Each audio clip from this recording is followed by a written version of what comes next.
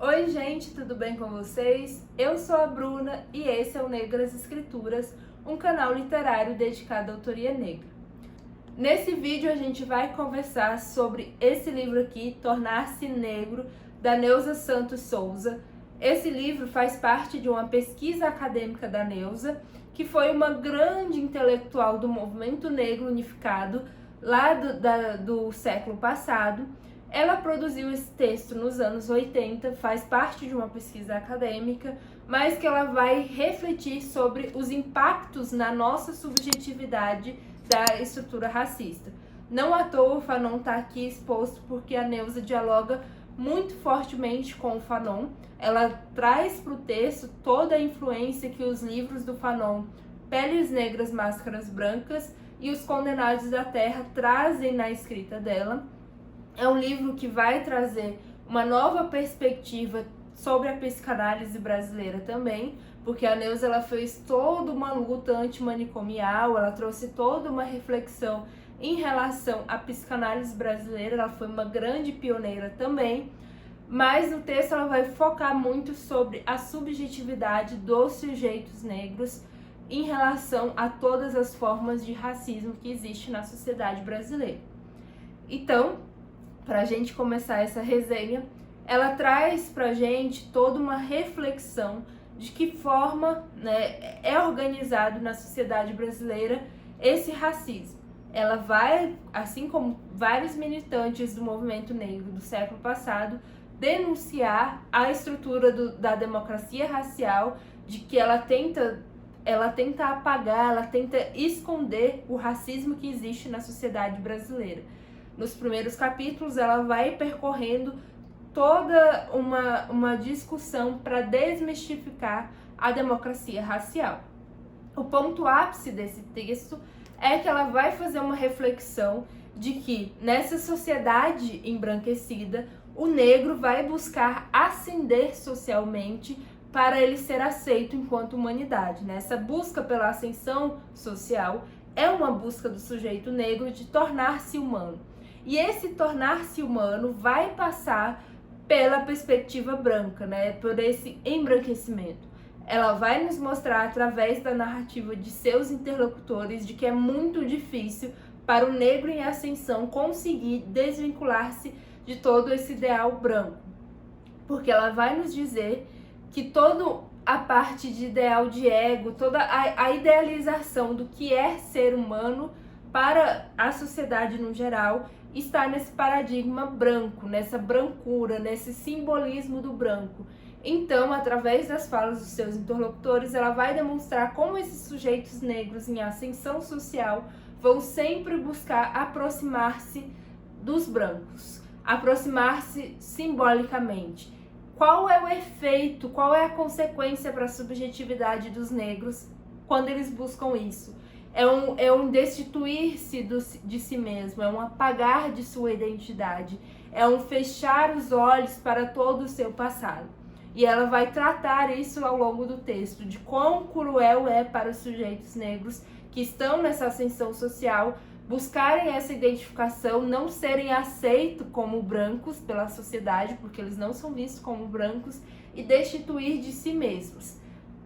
Então ela vai fazendo todo esse estudo, elencando quais são os passos, e ela vai mostrar pra gente alguns critérios, alguns temas que aparecem em todas as entrevistas em relação a essa subjetividade.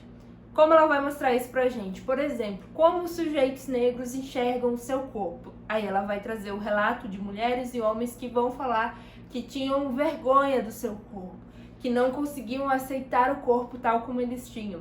Ela vai narrar para a gente todo aquele estereótipo em relação à sexualidade das pessoas negras, que, por exemplo, uma das suas interlocutoras vai dizer que achava que por ela ser uma mulher negra, ela tinha um veneno, ela tinha um quê a mais que seduzia os homens, que garantia que os homens ficassem com ela.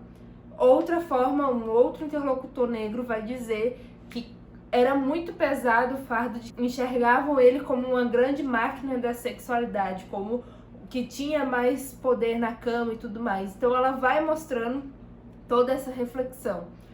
Por exemplo, a identificação de si mesmo, que é uma das primeiras coisas que ela vai analisar. Todos os sujeitos negros vão falar de questões pejorativas, né, de imagens pejorativas em relação aos sujeitos negros, de que ser negro na sociedade brasileira é estar sempre buscando por algo mais.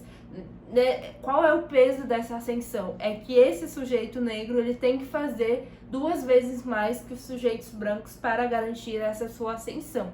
E ela também vai refletir que essa ascensão sempre vai martelar na cabeça dos negros, e também a sociedade vai estar aqui martelando para os negros que eles não são bons o suficiente para estarem alcançando essa ascensão social. Então ela vai fazer toda essa reflexão desse destituir-se de si mesmo. E o que é esse tornar-se negro que a Neuza Santos está falando pra gente?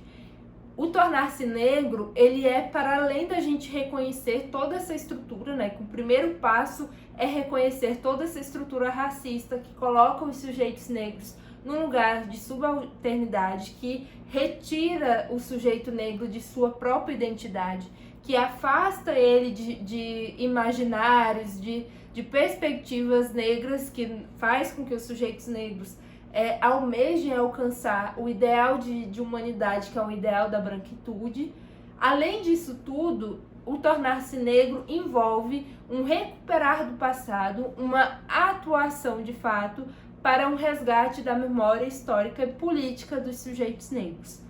Para eu não ficar aqui só fazendo uma interpretação, vou trazer uma citação do que a Neuza fala sobre o tornar-se negro. Assim, ser negro não é uma condição a priori, é um vir a ser.